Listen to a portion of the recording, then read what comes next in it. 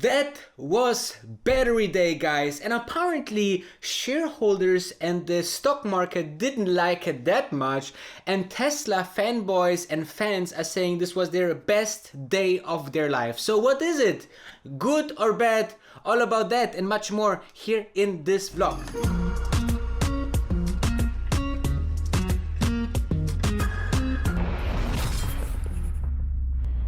Okay, let's talk about first how it went. I mean, the event that I live streamed, and I hope you can have a look in the whole event on my channel because there's the whole thing. Let's talk about first how it was structured. So we had first a half an hour or so the annual shareholder meeting where, you know, there was discussed some proposals by shareholders, some things that the shareholders need to vote in, and then there was a little break and people were in their cars and waiting for the next big thing, and then Elon Musk and his powertrain guy came on stage, and I really liked the presentation, guys. Okay, I mean, they showed us such a unbelievable creative engineering. I think this is the best word to point it really down. Creative engineering. I mean, they are thinking about, you know, we want to accelerate the reducing of the cost of batteries, right? I mean, this is very crucial for the electrification of the whole world and the whole transportation. And they saw that, you know, by the normal measures and by the normal procedures in the future, you know, we will plateau at some point. So they said, you know, let's take it to the next level. And we saw a new design of the cell. We saw new chemicals and integrants for the battery. We saw new manufacturing procedure. We saw new, very, very sustainable, friendly production. I mean, it was mind-blowing. And the crazy thing about it is that they just, with this process that will be reality in about 18 months, it will be so cheap to drive electric cars, okay? The battery costs go down for a kilowatt hour to about $60, which is ridiculous because at around 75 is the break-even point of the internal combustion engine. And then you also have seen that the range goes up, right? It all gets innovative and more effective in using the power and having more power and costing less. I mean, it's a win-win situation for Tesla, and I think this is the road, or the road runner, to really the biggest car company in the world, guys. And therefore, you know, I made some trades on Tesla, which I shared in my Discord chat. If you want to access exactly those things, then make sure to join my membership. It's huge value for very less contribution. It's less than your Netflix membership, but huge value. So other than that, I would also recommend you to follow my Instagram, which is this, where I share some you know, content beside my daily vlogs and live streams. Now, why the stock actually went down? What was negative? If all of this was positive, what was negative in the presentation?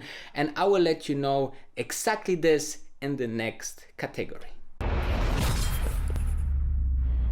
So what was not so good on this Tesla event? I mean, for first, I wouldn't put an annual shareholder meeting together with an innovative battery day. I mean, it was some kind of, you know, waiting time for those people that just came for the battery day.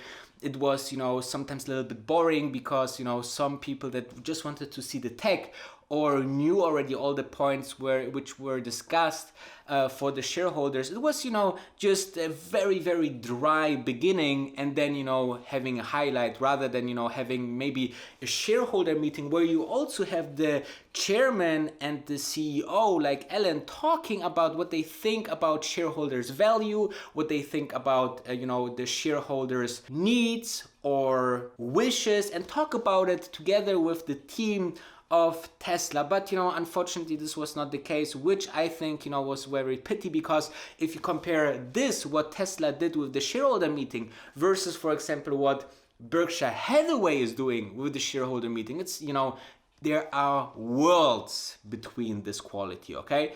But let's talk about battery day. What was not so good was, I think, was too scientific, too much on technology, but too less explaining what it means for Tesla owners or those clients of Tesla, okay? So, I mean, this kind of battery means better and more cars, guys, okay? This begins with the traditional models, right? The traditional models will be having much more range, and then, you know, you have a huge different kind of portfolio of products that will, you know, have their foundation on this technology. This is what we want to know, okay?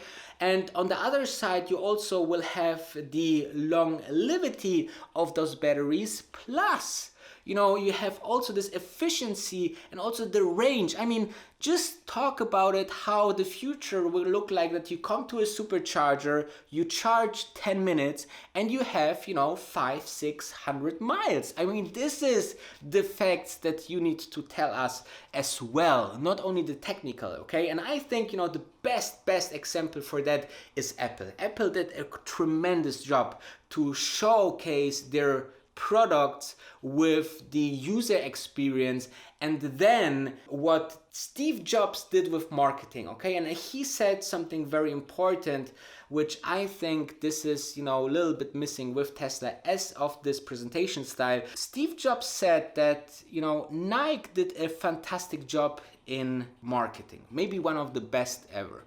They took the shoe, okay? They didn't describe how they make the color of the shoe or the sole of the shoe or how it is the interior made, which fabric. They took athletes, okay? They took athletes and put it in their products, and then they made world records. They did gold medals. They win, you know, Champions Leagues, they win the Super Bowl, you know.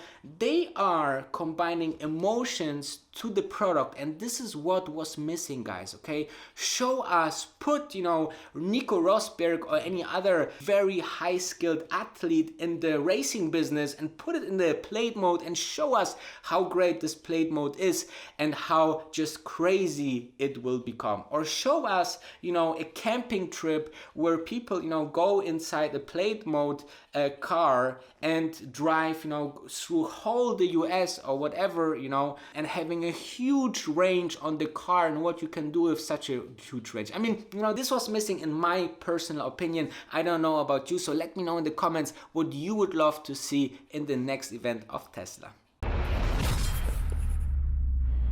So let's conclude the whole thing, okay? Definitely this was one of the best events of Tesla. Without a doubt, I think, you know, from the overall breakthrough technology that we saw, it was absolutely, I was speechless in the end of the live stream, okay? I was, you know, live streaming it, and in the end of the live stream I was just, you know, I don't know what to say because this is so mind-blowing. Now, I think with the contra side that we just discussed, it's about, you know, getting better. I think about it, you know, Apple got not the first presentation right, you know, they are going and improving, obviously, and I feel that there need to be someone like in Apple, like Johnny Ive, or maybe it is Frank von Holzhausen, right? Maybe the star designer of Tesla will be someone that can, you know, describe the experience that Tesla owners will have with the new technology, because, you know, they were just throwing out this, you know, mind-blowing technology steps on the audience and the shareholders, you know, and people were, you know, well, what do you want to do? Totally, you know, reinvent the battery and this will take 2 years. I mean, I think for some people it was just overwhelming, and therefore they said, you know, this is too much, or people, you know, will say that this will never work, or, you know, this is just fugazi, whatever you call it. It's just not real. And you know, shareholders sometimes really need something real to touch, right? I mean, they love when they seeing the Apple and it's available this Friday, right? This is absolutely mind-blowing. Or if you saw also the iPhone presentation, people thought first, you know, this will be a big flop. What's a big flop in the first iPhone? If they just compare the facts, you know, they said, you know, okay, the overall situation with the iPhone is they have a 2 megapixel camera versus, you know, the 6 megapixel or whatever it was on the market with flash. So how the iPhone want to match this technology, but in the end it was the overall package, right? And I think with the overall package, the cherry on the cake, I would love to see a new car. I would love when they, you know, showed us what is their design inspiration for the new $25,000 Tesla car. But on the other side, I really like that they showed a little bit of a teaser for the Model S Plaid. I mean, this car will be absolutely insane. I mean, look at those facts and comparison for this car versus the cars that are on the market or coming to the market, like the Lucid Air, or on the market the Taycan, which is, you know, a Tesla killer. So still, we need to wait until late 2021 for the Plaid model. So there's still, you know, a bit of waiting time, and I think that maybe this was also not that good that I introduced it already, and you know, it's available in almost a year or so. So I don't know. It's time will tell. I think that Tesla did the huge milestone for the future. It's a long-term perspective that you need to put in your brain to make sure that you are on the right track, because if you miss again the next revolution of Tesla, then you people are asking me, what is the next Tesla stock? But I love to say always, you know, maybe Tesla is the next Tesla stock.